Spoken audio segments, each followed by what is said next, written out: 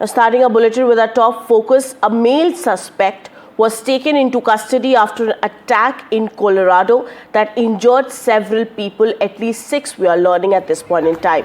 FBI Director Kash Patel called it a targeted attack of terror. However, police officials say it is too early to know the motive behind the attack. The attack occurred near a walk to remember the Israeli hostages who remain in Gaza. The visuals of that are on your screens right now.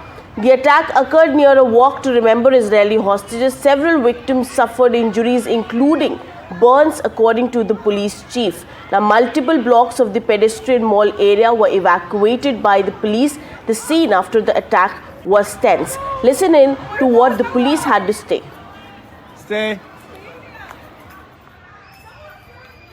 The initial response by our officers, we were on scene very quickly. When we arrived, we encountered multiple victims that were injured with injuries consistent with burns and other injuries. While our officers and paramedics and fire department personnel got those victims quickly to the hospital, our officers were pointed out, a suspect was pointed out to our officers on the scene. Our officers immediately encountered that suspect who was taken into custody without incident. I'm being joined by my colleague Ghazali right now on the broadcast. Ghazali, can you provide more details on the suspect in the custody and the potential motives behind the attack, particularly given its proximity to a vessel for Israeli hostages in Gaza?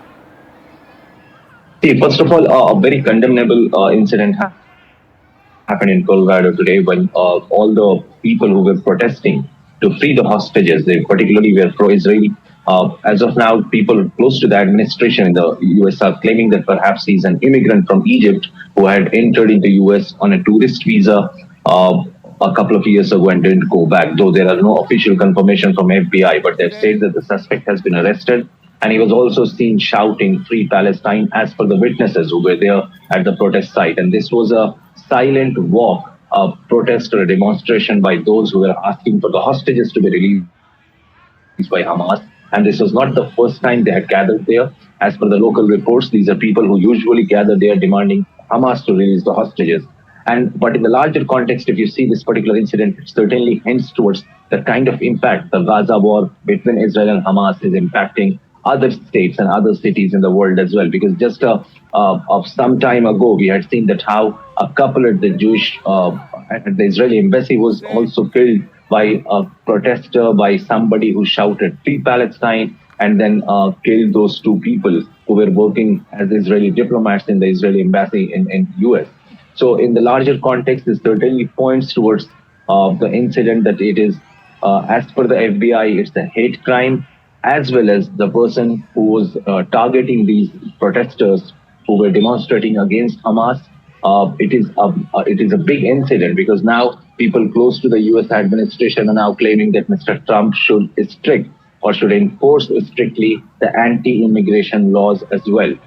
He's already going for a wider crackdown against immigrants, but this particular incident will only bolster those claims and will only encourage Mr. Trump to go for such laws. Right. Thank you, Ghazali, for giving us all those details.